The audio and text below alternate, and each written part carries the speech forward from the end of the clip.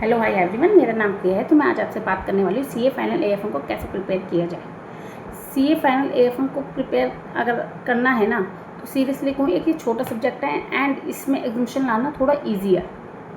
अगर May 26 का paper छोड़ दिया जाए तो May 26 का पेपर आता है तो भैया उसमें एग्जामिशन के पास होना भी मुश्किल है। तो मैं आप बात करती हूँ कि अगर नॉर्मल पेपर आए तो उसको कैसे प्रिपेयर करना है। देखो, फर्स्ट चीज़ है तो कभी भी आप फर्स्ट रिवीजन स्टार्ट करते हैं ना, तो 4x से कभी भी स्टार्ट मत कीजिए, क्योंकि 4x एक ऐसा चैप्टर है जिसको करने में ना बहुत टाइम लगता है एंड ख़त्म होने का नाम नहीं लेता है। एंड दूसरी चीज़, अगर 4x का आपको बेसिक पता है ना, तो IRM chapter and IFM chapter उसको प्रिपेयर करने में दिक्कत नहीं आएगी, हो जाएंगे। एंड ना जब भी फर्स्ट रिवीजन आप स्टार्ट करते हैं तो कभी भी ना आप मुश्किल क्वेश्चन को मार्क कर लीजिए।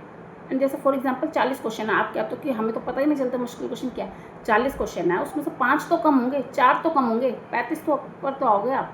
तो आप कम कीजिए, ताकि आज जो आप 4 दिन लगा कर कोई चैप्टर कर रहे हो फॉर एग्जाम्पल, अगली बार भी 4 दिन लगेंगे तो फ़ायदा ही क्या है। इसी वजह से पहले से मार्क कर लीजिए। एंड सेकेंड रिविज़न आप जब भी करेंगे ना, तो वही मार्क क्वेश्चन को आप कीजिए दोबारा से, ऐसे ही थर्ड रिविज़न। एंड दूसरी चीज़, एएफएम में ना सिली मिस्टेक करने से एंड कैलकुलेशन मिस्टेक करने से ना बचिए आप, क्योंकि जैसे फॉर एग्जांपल मेरे साथ ऐसा होता था फॉर एग्ज़ाम में 113 है तो मैं लिखाती थी 313। इस तरह की ना मिस्टेक करने से बचिए। इससे क्या होता है, पूरा क्वेश्चन भी गलत हो जाता है, 8 नंबर का क्वेश्चन 0 मार्क्स मिल जाता है या आधा एक। एंड एएफएम में थोड़ा सा एग्जामिनेशन स्कोर किया जा सकता है, थोड़ा सा ईजी है, लाइट सब्जेक्ट है। एंड सेकेंड चीज़ है कि आप ना मॉक जरूर लिख कर देखिएगा। एंड एग्ज़ाम हॉल में ही उस पेपर को ही मॉक मत बनाइएगा मेरी तरह, नहीं तो दिक्कत होती है। फॉर एग्ज़ाम्पल इस बार पेपर इजी आ जाए एंड इस बार एग्जामिनेशन नहीं आती है, तो नेक्स्ट टाइम में मुश्किल आ जाए, तो फिर यही लगता है काश लास्ट टाइम में एग्जामिनेशन आ जाती। मेरे May 25 में 58 मार्क्स थे एंड एग्जामिनेशन रुकी, तो कहीं ना कहीं लगता था यार 2 मार्क्स और होते, 2 मार्क्स और होते। तो सही को सिली मिस्टेक बहुत ज़्यादा होती थी मेरे से, तो आप वो मत कीजिए। उसको बचने के लिए ना उससे, तो सही कहूँ तो एक मॉक लिखकर जरूर देखिएगा आप, 2 से 3 किसी भी टीचर का ले लीजिए। एंड अगर आपको कॉस्टली लगता है तो सही कहूँ तो बहुत से टीचर्स के क्वेश्चन पेपर तो मिल ही जाते हैं, आप उसको खुद ही चेक कीजिए। अगर आपके दोस्त है तो उनसे चेक करवाइए, ठीक है।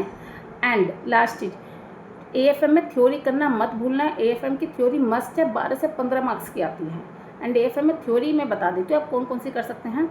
Risk management, securitization, startup finance and financial policy, ये 4 चैप्टर हैं, मैंने आपको बता दिया, इसको नोट डाउन कर लीजिएगा आप। तो इसकी थ्योरी करना जरूरी है। एंड थ्योरी मुश्किल नहीं है, अगर आप रोज के ना 15 मिनट भी देंगे तो थ्योरी इजीली शायद 10 दिन में ही प्रिपेयर हो जाएगी। इसकी एएफएम के तो ऑडिट जैसी बड़ी नहीं है एएफएम की थ्योरी। एंड सही कहूँ ना, फ्री के मार्क्स हैं। एंड एएफएम की थ्योरी अगर मुश्किल लगे ना, तो पवन करमले सर हैं, उन्होंने ना यूट्यूब पे 2 या 2.5 घंटे का लेक्चर लिया है एंड नोट्स भी हैं, तो उसको आप जरूर पढ़िएगा। आपको सच में अच्छी लगेगी थ्योरी एंड ईजी लगेगी एंड मुश्किल भी नहीं है, तो स्कोर कर ही लेंगे आप। मैंने उनसे किया था, इसलिए मैं आपको भी रिकमेंड कर रही हूँ। एंड लास्ट चीज़ मैं बताना चाहती हूँ, 1.5 डे में अगर आपको ये डाउट होता है कि 40 क्वेश्चन हैं, आपने उसमें से 30 मार्क कर रखे हैं, तो उस 30 को ही प्रैक्टिस करना। अगर लगता है हम 31वां क्वेश्चन आ गया तो 32वां क्वेश्चन आ गया तो कैसे करेंगे, ऐसा लगता है, मुझे भी लगता था। तो इसीलिए मैंने अपने आप को कहीं ना कहीं प्रिपेयर किया था। प्रिया, अगर यही 40 क्वेश्चन करे ना तूने दोबारा से, तो फिर से 4-5 चैप्टर लग जाएंगे, रह जाएंगे लास्ट में, एंड दिक्कत होगी एग्ज़ाम में बहुत ज़्यादा। पछताने तो कोई फ़ायदा नहीं होता। तो मैंने इस तरह से अपने आप को समझाया था, प्रिया ये 40 पहले 30 क्वेश्चन निकल ले, अगर टाइम बचेगा तो फिर ये 10 क्वेश्चन भी मैं लास्ट में करके जाऊँगी, देख कर जाऊँगी। तो पहले मैं मार्क किए क्वेश्चन ही करती थी, जिससे दिक्कत नहीं आती थी।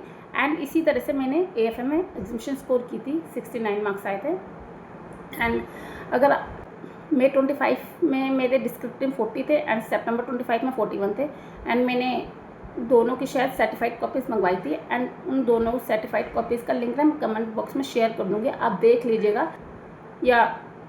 लीजिएगा अब किस तरह से मार्क्स मिलते हैं डिस्क्रिप्टिव में। एंड एमसीक्यू के लिए मैंने कुछ अलग से प्रिपेयर नहीं किया, क्योंकि एएफएम के जो एमसीक्यू होते हैं ना, क्वेश्चन में से ही आते हैं, तो उसको अलग से करने की ज़रूरत नहीं है। आप थोड़ा बहुत अगर जिससे भी क्लास लिया थोड़ा बहुत कराया होगा तो वही काफ़ी होते हैं, अलग से इसमें एमसीक्यू करने की कोई ज़रूरत नहीं है। अगर आपको कोई भी डाउट लगे एएफएम के रिगार्डिंग तो आप मेरे से पूछ सकते हैं। Thank you everyone.